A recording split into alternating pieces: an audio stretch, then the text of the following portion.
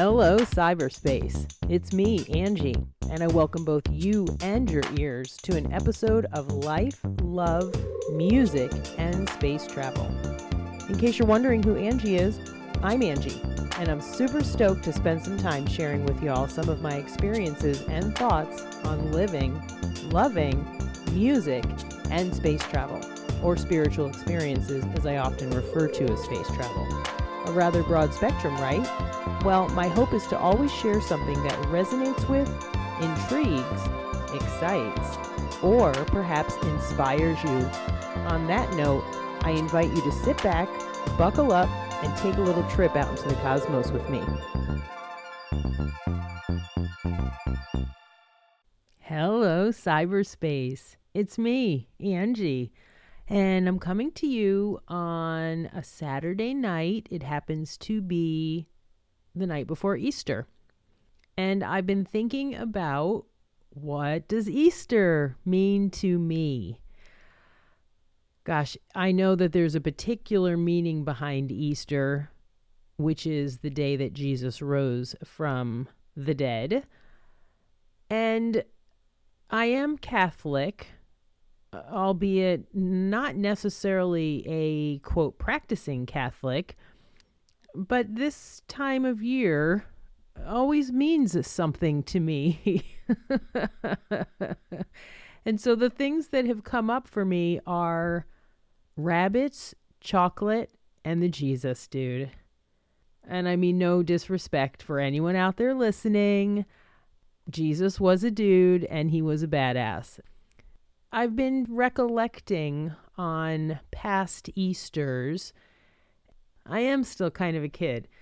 And I've been thinking about what Easter was like for me. I'm repeating myself, but so what comes up for me first is I have a strange memory about the Easter Bunny. I Googled this show tonight just to be sure that it actually was on TV. Here comes Peter Cottontail. And it was, I don't know if it was considered claymation, but it had the scary evil bunny called Irontail. Any of y'all out there remember Irontail? He had a metal tail, voiced by Vincent Price. Perfect. I've just always remembered, somewhere in the back of my mind, I was sure that cartoon, I'll call it a cartoon, was on. It came out in 1971. I don't recall seeing it anytime recently, but my memory is, I think I was in third grade. We were living in Virginia at the time, and I have this crazy recollection about seeing these rabbit ears outside my window. It was late, and I was afraid. All I could think about was Irontail. And I recall sort of slinking slowly down the hallway into my parents' bedroom and sleeping at the end of their bed, wrapping myself up in a blanket or something like that. Yeah, that's one of my first Easter creepy memories, not being super stoked on the Easter Bunny. What a bizarre idea, the Easter Bunny, I guess, especially considering what a, quote, holy weekend this is supposed to be. A holy week, a lot leading up to this time of year. And there's the Easter Bunny. I could go on to Google and fall down the rabbit hole of where did the Easter Bunny come from, but I'm not going to do that. Y'all can go ahead and Google it yourself. Rabbits, Peter Cottontail, and the Easter Bunny. Rabbits, kind of a strange part of this year, but hey, there you go. Next thought is chocolate. I can even just lump in candy. So much candy has been consumed by me and surely by the world. I just saw a crazy statistic about Peeps. Yeah, the sugary, delectable, marshmallowish delights that many, many, many of us eat during Easter. They come in all kinds of different colors. I have a package of pink ones that have been sitting in the kitchen for a few weeks now, and I'm pretty sure they're just as good as they were when my mom bought them for me. And I'll eat them tomorrow whether they're stale or super soft, that's for sure. But I do recall many great Easter baskets filled with candy, jelly beans, chocolate bunnies, getting back to the rabbits. My mom and dad, I'm sure dad was mixed in there as well, but definitely mom, they were a great holiday celebrating set of parents. They, in my opinion, took very good care of my brother and we always had an Easter basket, and I don't take that lightly. I know that there are a lot of people out there now or growing up who had a very different type of holiday season, but I definitely recall some pretty sweet and kind of exciting Easter mornings and Easter nights that had to do with coloring eggs. I loved dipping the eggs in colors. Paz, I think that was the name of the brand that most of us used, PAAS or something like that. Coloring eggs and eating hard-boiled eggs for the rest of the week. Oh gosh, white chocolate bunnies, dark chocolate bunnies, jelly beans, Cadbury eggs. Does anybody remember Cadbury eggs? They were like filled with the disgusting yolk-like filling that was delectable and filled with sugar as well. Happy Easter. Strange, strange times. I don't think there's going to be an Easter basket out there tomorrow morning.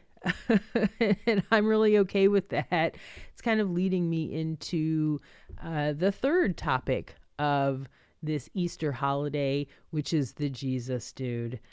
I'm still becoming familiar with Jesus. I am not super familiar with a lot of biblical stuff. In truth, I had the fantastic experience a couple summers ago of reading a few different books and kind of getting to know the history of Jesus. And one book in particular, and I do want to thank my I'll call them my friends. I miss them. They're very important to me. I need to reach out, Robin and Jeff.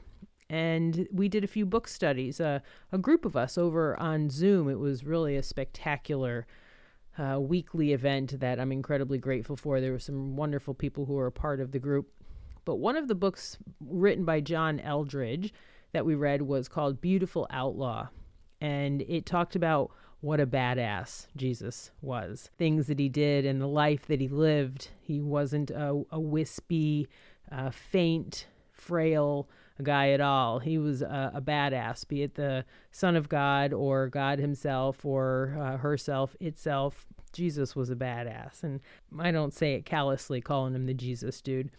But anyway, I know that tomorrow is the day that he rose from the dead.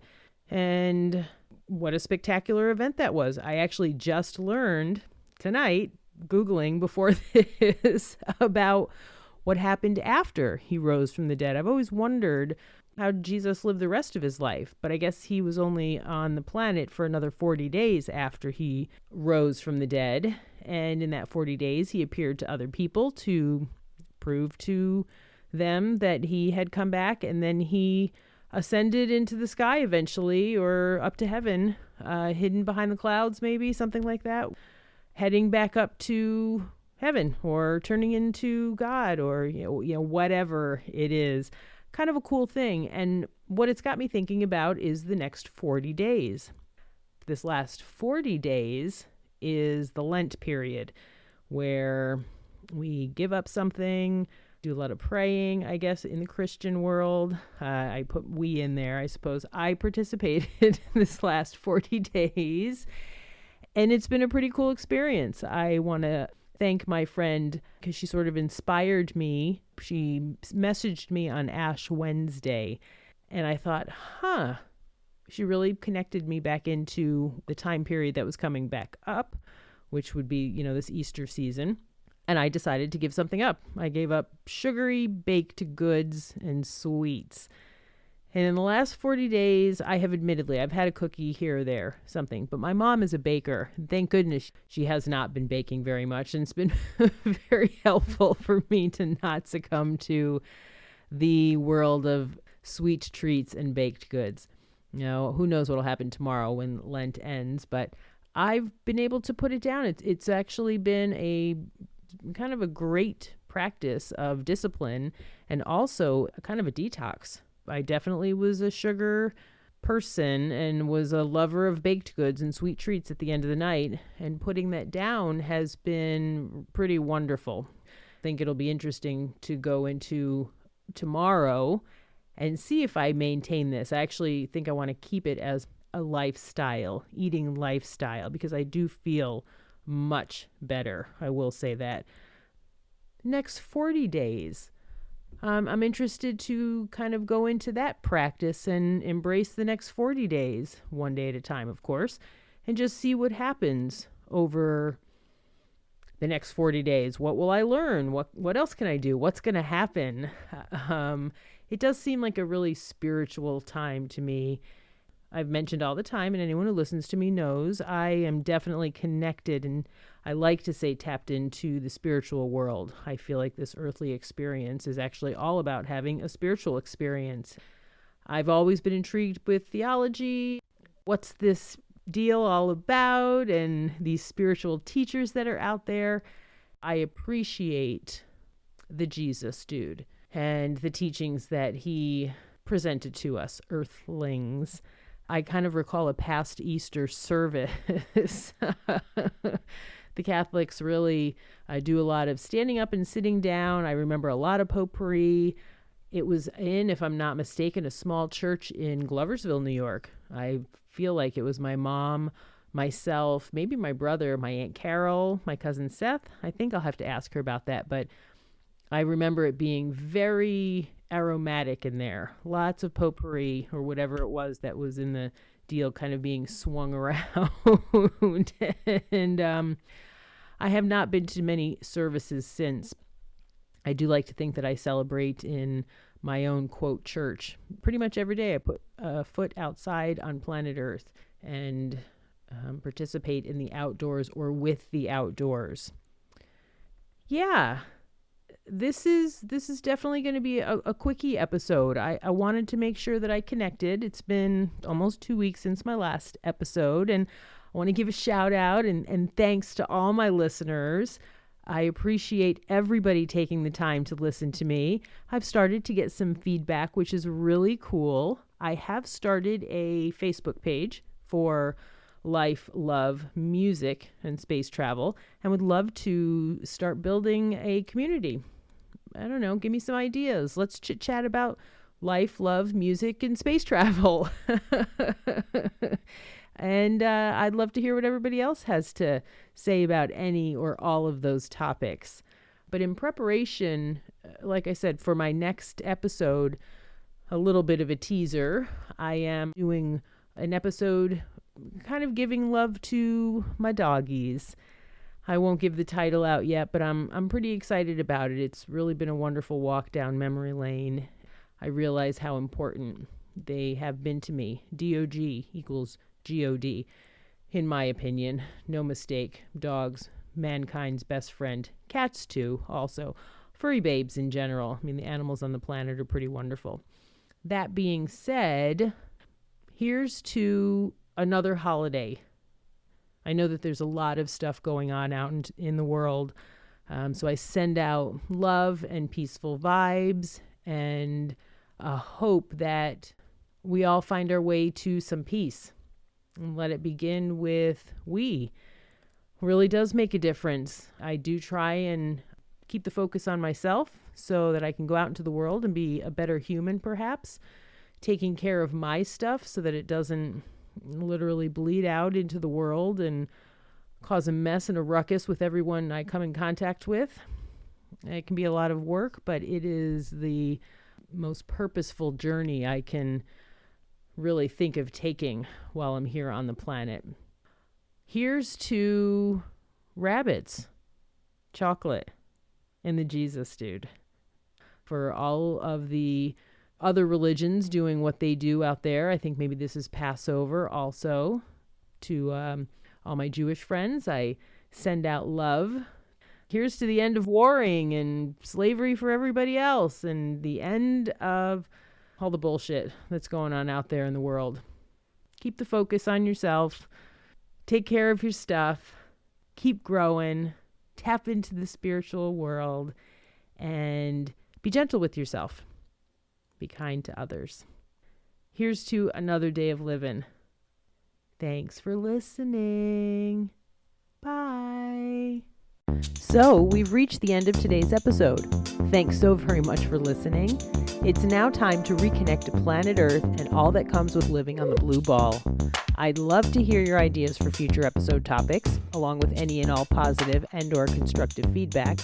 Please feel free to contact me at ashysbadass@gmail.com. Thanks again for spending some time with me and allowing me to share myself with you. Until next time, please be gentle with yourselves, be kind to animals, and do all you can to allow your authentic selves to shine brightly.